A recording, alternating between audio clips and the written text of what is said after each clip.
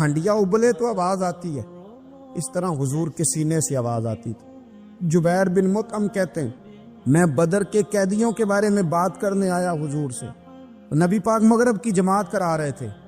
جب میں مدینے پہنچا تو مسجد نبوی کے باہر کھڑے ہو کے میں نے حضور کی تلاوت سنی۔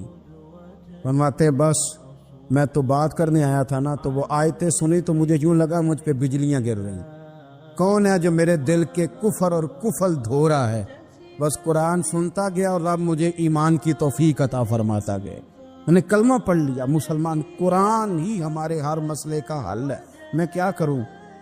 قرآن پڑھتے ہیں ہمارے ہاں، پر قبروں پہ پڑھا جاتا ہے، پر ختموں پہ۔ کیا قرآن پاک کا یہ حق نہیں تھا کہ وہ شادی والے دن بھی پڑھا جاتا؟ کیا قرآن پاک کا یہ حق نہیں تھا کہ وہ اسمبلی میں بھی پڑھا جاتا؟ قرآن پاک نہ شکایت کر رہا ہے، شکایت کرتا ہے کہ ان لوگوں نے نا مجھے ختموں پہ پڑھا ہے، اسمبلی میں نہیں پڑھا۔ وزیر اعظم کے خطاب سے پہلے تلاوت ہوتی ہے تو یہ تلاوت کے بعد یہ اعلان کیوں نہیں کرتے کہ ہم کریں گے وہ جو قرآن کہے گا؟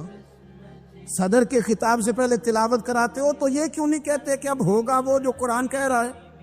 اسمبلی کا اجلاس تلاوت قرآن پاک سے شروع کرتے ہو تو یہ بھی تو کہو نا قرآن کے مطابق فیصلے ہوں گے۔ عدالتوں میں قسمیں اٹھانے کے لیے قرآن رہ گیا ہے، اس پہ ہاتھ رکھ کے کہو جو کہوں گا سچ کہوں گا۔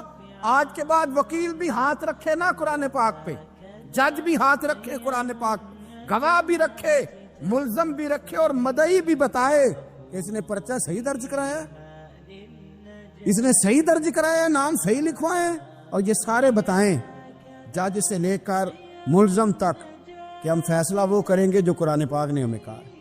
صرف قسموں کے لیے رہ گیا۔ دو صورتیں پڑھنی نہیں آتی اور تم بیچ میں قرآن پاک کو لا کے قسمیں اٹھاتے ہو۔ وہ تاجر جو دکان شروع کرنے سے پہلے تلاوت کراتا ہے، کس لیے کراتا ہے؟ کہ میں تجارت قرآن پاک کے مطابق کراؤں گا، اس لیے کراتا ہے۔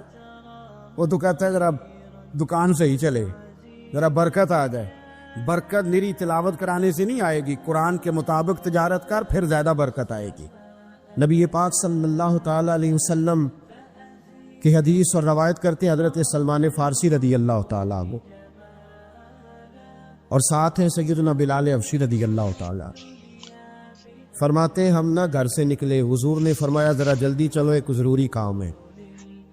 فرماتے ہیں بڑی تیزی کے ساتھ آج روٹین سے ہٹ کر محبوب نے تیز تیز قدم مبارک اٹھائے، تیز تیز، اور فرماتے ہیں ایک گلی ہم نے کراس کی، دوسری گلی میں جو پہنچے تو پھٹے پرانے کپڑے، سادی سی بی بی، اور حالت بتاتی تھی کہ بیچاری کسی غریب گھر کی ہے۔ وہ سڑک پہ کھڑی تھی اور رو رہی تھی۔ میرے کریم رسول نے فرمایا بلال اسے پوچھو کیا مسئلہ ہے، کیوں روتی ہے؟